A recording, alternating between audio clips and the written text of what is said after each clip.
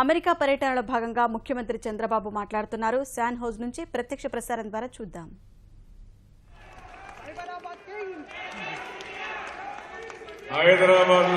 చేయండి,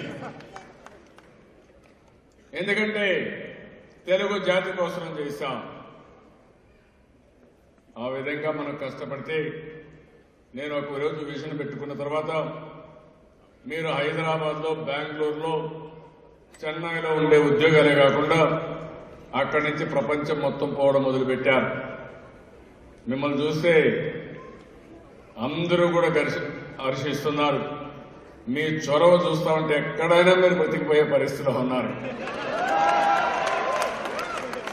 ఈ భూమి మీదనే కాదు, రేపు చంద్రమండలమే కాదు, ఇప్పుడు టెస్లా అయితే స్పేస్ ఎక్స్ రీసెర్చ్ చేస్తున్నాడు. రేపు అది అయిన తర్వాత మార్స్ లో కూడా వెళ్ళిపోయే పరిస్థితి వస్తుంది. అందులో కూడా మొదటగా మీరే వెళ్లే పరిస్థితిలో ఉన్నారు, అక్కడ కూడా సెటిల్ అయిపోయే పరిస్థితిలో ఉన్నారు. దానికి కారణం మీ చొరవ, మీ రిస్క్ టేకింగ్ ఎబిలిటీ, మీ కష్టం. ఇది ఉన్నంత వరకు ఈరోజు మనల్ని ఎవ్వరు కూడా ఇది చేయలేరు.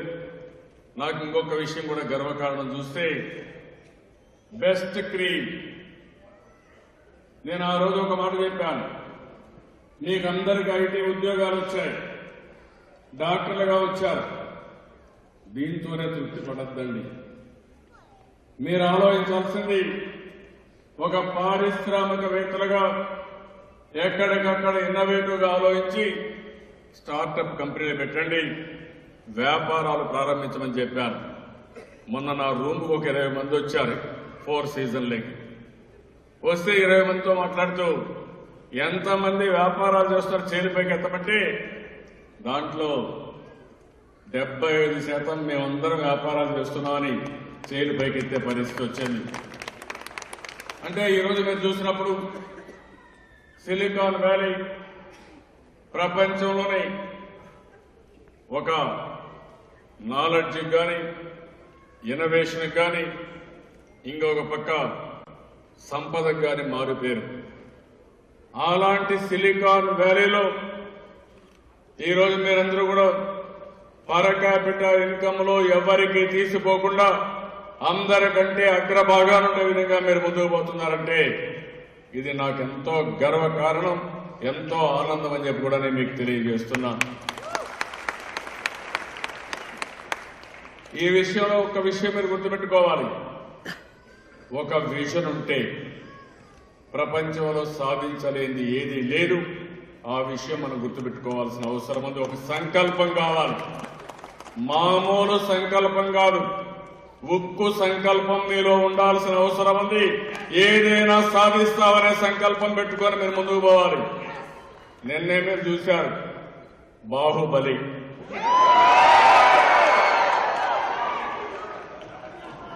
ఎవరైనా ఊహించారా నేను అడుగుతున్నా. మన తెలుగు బిడ్డ రాజమౌళి ఒక బ్రహ్మాండమైన సినిమా, ఒక మాన్యుమెంట్, ఒక ప్రాంతీయ భాష, ఆ భాషలో ఒక సినిమా తీసి 9,000 థియేటర్లు ప్రపంచం మొత్తం బ్రహ్మాండమైనటువంటి ఊపు తీసుకొచ్చాడంటే, ఒకవేళ ఎవరన్నా సినిమా చూడకపోతే ఏదో తప్పు చేసినట్టు, ఏదో మిస్ అయిపోయినట్టు బాధపడే పరిస్థితికి వచ్చారంటే దీనికి లాంగ్వేజ్ లేదు, భాష లేదు, ప్రాంతం లేదు, రిలీజియన్ లేదు. అంటే తెలుగువాడి సత్తా ఎంతుందో దీన్ని బట్టి అర్థమవుతుంది. ఇప్పుడు నేను మిమ్మల్ని అందరినీ కోరేది, మీ ఫీల్డ్ లో మీరందరూ కూడా ఒక్కొక్కరు ఒక్కొక్క బాహుబలిగా తయారు కావాలి. అవతారాన్ని అడుగుతున్నా మిమ్మల్ని. అవతారంటే గట్టిగా చెప్పండి, ఒకటి హర్షాన్ని తెలియజేయండి.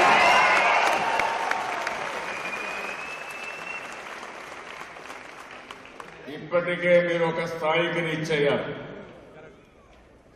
అత్యున్నతమైన స్థానంలోకి వచ్చారు. ఒక ప్రపంచంలోని ఒక ఇన్నోవేటివ్ సెంటర్,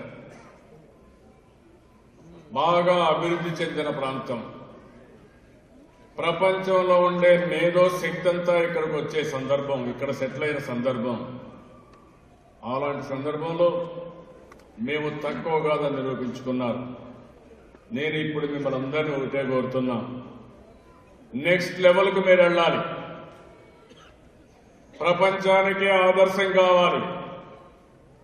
మన ప్రవర్తనలో కానీ, మన కష్టంలో కానీ, మనం చూపించే చొరవ కానీ అది ప్రపంచానికి ఆదర్శం కావాల్సిన అవసరం ఉంది. ఈ సందర్భంగా నేను మిమ్మల్ని ఒకటే కోరుతున్నాను, మీరు అమెరికాకు వచ్చారు, మీ ప్రతిభ చూపించారు, బ్రహ్మాండంగా రాణించారు, మీకంటూ ఒక క్యారియర్ క్రియేట్ చేసుకోగలిగారు. ఆ సందర్భంగా నేను మిమ్మల్ని కోరేది, ఇక్కడ ఉన్నప్పుడు ఇక్కడ ప్రజల యొక్క మనోభావాల్ని, అదే మరిగా ఈ సమాజం యొక్క ఆలోచనల్ని, వాళ్ళ యొక్క మనోభావాన్ని మనం గౌరవించి మీరు ఇక్కడ ఉండే వారితో అనుసంధానం కావాల్సిన అవసరం ఉంది. నేను మళ్ళీ పదే పదే మీకు చెప్తున్నాను, ఈరోజు మీ సంకల్పం, మీ ప్రతిభ మీరు నిరూపించుకోవడానికి ఇక్కడికి వచ్చాం. ఆ నిరూపించుకునే అవకాశం ఈ గడ్డ మీకు ఇచ్చింది, ఈ భూమి మీకు ఇచ్చింది. ఇక్కడ ఉండే ప్రజలతో మీరు అనుసంధానం చేసుకోగలిగితే మీ శక్తికి శాశ్వతంగా తిరిగి ఉండదు. ఆ విషయం మనందరం గుర్తుపెట్టుకొని ఏ విధంగా ముందుకు పోవాల్సిన అవసరం ఉంది. ఇక్కడుండే నాయకులను చూశాను, రాజకీయ నాయకుల్ని, అందరూ వచ్చారు. నేను గర్వపడుతున్నా, ఇది ఒక విజయం. ఒక పక్క ఇక్కడుండే రాజకీయ నాయకులే కాకుండా ఇక్కడుండే ప్రజలతో అనుసంధానం అవుతూ ముందుకు పోవడం, అదే సమయంలో మీరు చేయాల్సింది ఏదైతే మదర్ ల్యాండ్ ఉందో, మీరు పుట్టిన గడ్డ యొక్క పవిత్రతని మర్చిపోవడానికి వీలు లేదు. నేను మిమ్మల్ని అందరినీ కోరేది, ఎప్పటికప్పుడు ఆ యొక్క అనుసంధానం కొనసాగించాలి, అనుబంధాన్ని పెంచుకోవాలి. ఈరోజు నేను చూశాను అమరావతి గురించి ఎంత చక్కగా, బ్రహ్మాండంగా, ఎవ్వరికీ తెలియని విషయాలు చాలా చక్కగా మన తెలుగు బిడ్డ ఈ యొక్క కాలిఫోర్నియాలో వివరించే పరిస్థితి వచ్చిందంటే మనస్ఫూర్తిగా అమ్మాయికి కూడా మనం అందరం అభినందించాల్సిన అవసరం ఉంది. గట్టిగా చప్పట్లు కొట్టి అభినందించాలి.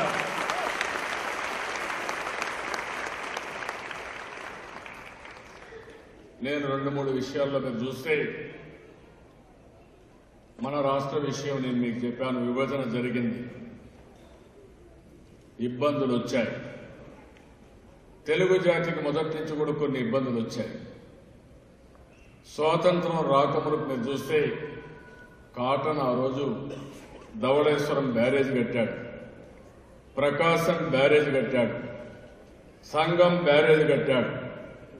దీనివల్ల నాగరికత పెరిగింది, మన వాళ్ళు అనేక విధాలుగా పైకి వచ్చారు. కానీ మొట్టమొదటిసారిగా మీరు చూస్తే స్వాతంత్రం వచ్చే నాటికే మనం మెడ్రాస్ ప్రెసిడెన్సీలో ఉన్నాం, మెడ్రాస్ రాజధానిలో ఉన్నాం. ఆ తర్వాత పొట్టి శ్రీరాములు గారు పోరాడి భాషా ప్రయుక్త రాష్ట్రాలు కావాలి, తెలుగు వారికి ఒక రాష్ట్రం కావాలని ప్రాణత్యాగం చేశారు. ఆ తర్వాత మనం చూస్తే కర్నూలు కేంద్రంగా రాజధాని వచ్చింది. కర్నూలులో టెంటర్లో పనిచేశాం, 3 సంవత్సరాలు ఉన్నాం. అక్కడి నుంచి మీరు చూస్తే మళ్ళా తెలుగు వాళ్ళందరూ కూడా పోరాడారు. పోరాడి మనం కలిసి ఉండాలి, ఆంధ్రప్రదేశ్ రాష్ట్రం, హైదరాబాద్ రాష్ట్రం 2 కలిసి ఉండాలని పోరాడి మళ్ళీ ఆంధ్రప్రదేశ్ రాష్ట్రం వచ్చింది. 60 ఏళ్ళు అక్కడ అందరం కూడా ఇచ్చేసాం. తర్వాత విభజన జరిగింది. మళ్ళీ ఇప్పుడు రాజధాని లేదు, ఇన్స్టిట్యూషన్స్ లేవు, లేకపోతే అనేక సమస్యలు ఉన్నాయి. కానీ అధైర్యపడలేదు, వెనుతిరిగే సమస్య లేదు. నేను అందుకనే ఒక స్పష్టంగా ఒక విజన్ ఇచ్చాను. 2022కి భారతదేశంలో 3 అగ్ర రాష్ట్రాల్లో మన రాష్ట్రం ఒకటిగా ఉంటుంది, దీంట్లో అనుమానం లేదు. 2029కి భారతదేశంలో నెంబర్ 1 రాష్ట్రం ఏదంటే దానికి చిరునామాగా ఆంధ్రప్రదేశ్ ఉంటుంది. దాంట్లో కూడా అనుమానం లేదు. అదే సమయంలో హ్యాపీనెస్ ఇండెక్స్ తీసుకున్నాం. ఇంకో పక్క 2050కి కాలిఫోర్నియాతో పోటీ పడే ఆంధ్రప్రదేశ్ ఉంటుంది. దీంట్లో కూడా అనుమానం లేదు. నేను ఒక విజన్ ఇచ్చాను. విజన్ ఇచ్చిన తర్వాత స్ట్రాటజీ కూడా వర్కౌట్ చేస్తున్నా. చాలా మందికి ఆలోచనలు ఉంటాయి. చాలా మంది దూరదృష్టితో ఒక విజన్ ఇస్తారు. కానీ ఆ విజన్ జయప్రదం చేయడానికి, ఆ సంకల్పాన్ని నిజం చేయడానికి కొంతమందే కష్టపడతారు, కొంతమందే స్ట్రాటజీ వేస్తారు. ఈ రోజు మీరు చూస్తే నేను మళ్లీ రాష్ట్రంలో ఏమేమి వనరులున్నాయి, కష్టాలున్నాయి, తాత్కాలికం, కానీ శాశ్వతంగా కష్టాలు పోవాలంటే ఏం చేయాలని ఆలోచించినప్పుడు మొట్టమొదటిసారిగా నాకు గుర్తొచ్చింది, కొత్త రాష్ట్రంలో 1000 కిలోమీటర్లు తీర ప్రాంతం ఉంది. ఇప్పుడే మన పాప చెప్పినట్టు ఒక చరిత్ర మనకుంది. ఎప్పటి నుంచో మీరు చూస్తే శాతవాహనులు 2000 సంవత్సరాల కంటే ముందు, క్రీస్తు పూర్వం కంటే మునుపు, మొన్నే బాలకృష్ణుడు ఒక శాతవాహనుడు వచ్చింది తీశారు. ఎందుకు మాట్లాడినారంటే మీరంత బాగా పైకి వచ్చారు. ఈరోజు ఇదే కాకుండా నేను చూసింది మీరు చూస్తే, నేను పిలిపిస్తే రాజధానికి డబ్బులు లేవు. ఆలోచించాను ఏం చేయాలని. ఒక్కోసారి రాజధాని కట్టడం కష్టం డబ్బులు లేని సమయంలో. కానీ చరిత్రలో కొంతమందికే రాజధాని కట్టే అవకాశం వస్తుంది, ఒక నగర నిర్మాణం చేసే అవకాశం వస్తుంది. భగవంతుడు ఆ బాధ్యత నా మీద పెట్టాడనే భావంతో ఈరోజు నేనున్నాను. ఒక క్రైసిస్ ని ఒక ఆపర్చునిటీగా కన్వర్ట్ చేసుకుంటున్నాం. ఈరోజు మీరందరినీ ఒకటే కోరుతున్నా, నేను కోరుకునేది ఏమీ లేదు.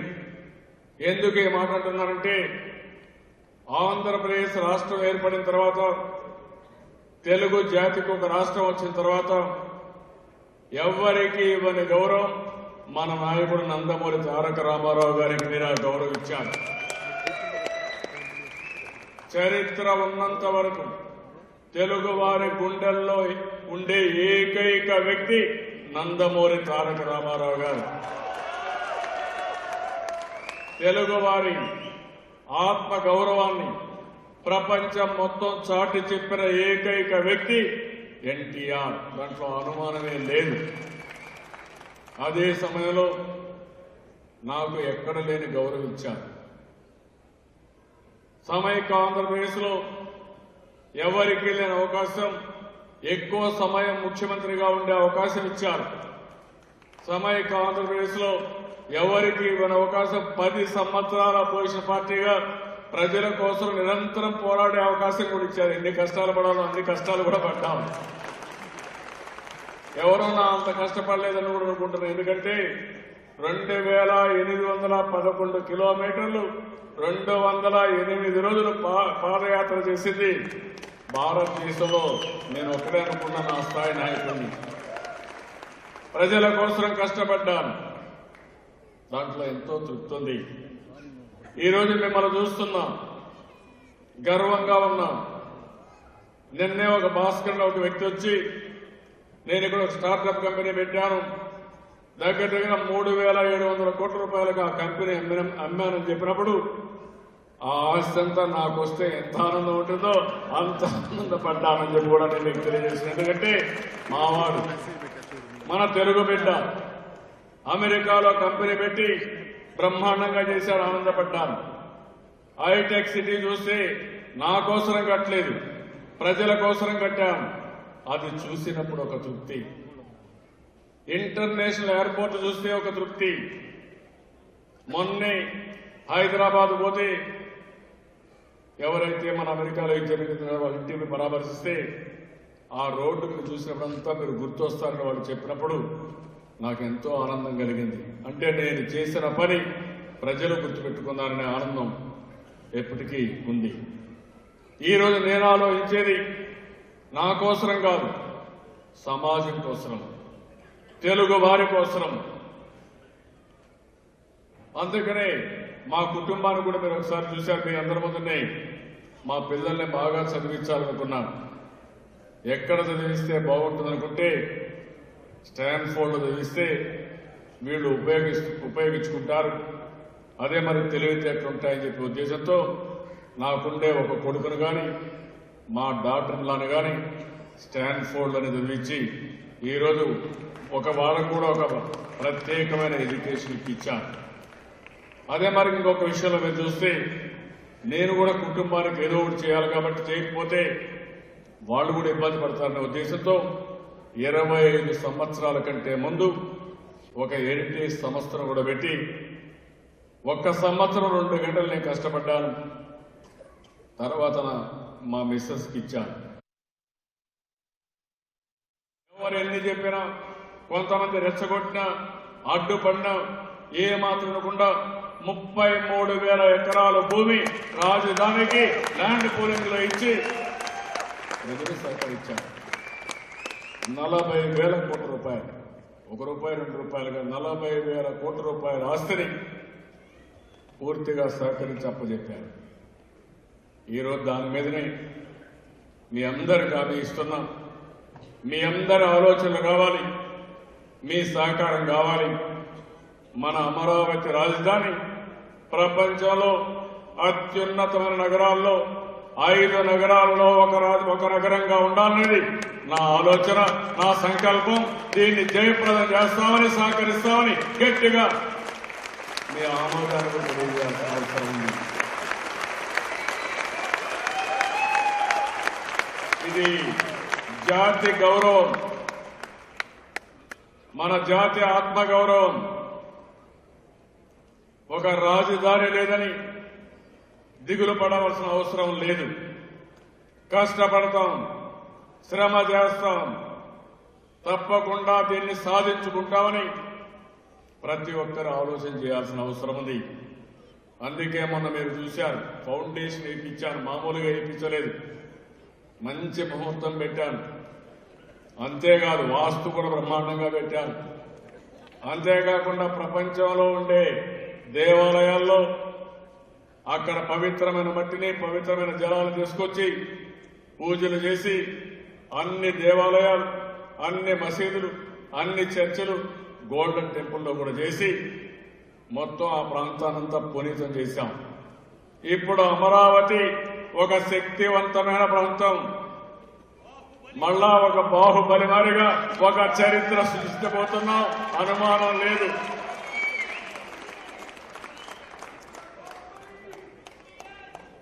అందుకని ప్రణాళికలు కూడా తయారు చేశాం. Best consultants in the world, అన్నిటికీ మంచి వాళ్ళు పెట్టాం. నేను మళ్ళీ చెప్తున్నా, నా జీవితంలో ఇది ఒక అవకాశం. భావి తరాలకు మనం ఇచ్చే కానుక. ప్రపంచమే గర్వపడే విధంగా రాజధాని కట్టుకుందాం. దానికి అందరూ కూడా సహకరించాల్సిన అవసరం ఉంది. అదే సమయంలో మీరు ఒకసారి ఆలోచిస్తే రాజధాని ఒక కళ కడతాం. మనం ఇప్పుడు వచ్చే ఆదాయాన్ని ఖర్చు పెట్టకుండా ఎక్కడికక్కడ అందులో వచ్చే ఆదాయాన్ని పెట్టి అక్కడుండే భూమిని ఏ విధంగా ఉపయోగించాలో ఉపయోగించి ఒక రాజధాని కట్టి మళ్లీ దాని అప్పులు కూడా తీర్చే విధంగా కార్యక్రమాన్ని పెడుతున్నాం. పోలవారంగా నామకరణం చేసి ప్రతి సోమవారం దానిపైన రివ్యూ చేస్తున్నాం.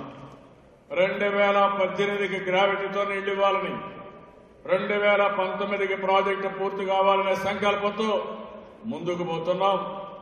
ఇది ఆంధ్రప్రదేశ్ రాష్ట్రానికి నేను పడే శ్రమ. ఇది పూర్తయితే ఆంధ్రప్రదేశ్ రాష్ట్రంలో కరువు పూర్తిగా తొలగిపోయే పరిస్థితి వస్తుంది. రాళ్లసీమ అయినటువంటి రాయలసీమని రతనాల సీమగా తయారు చేస్తానని చెప్పాను. భవిష్యత్తులో ఒక హార్టికల్చర్ హబ్గా తయారు చేసి పేదరికాన్ని పూర్తిగా నిర్మూలించడమే కాకుండా రైతు కష్టాలు తీరుస్తాం.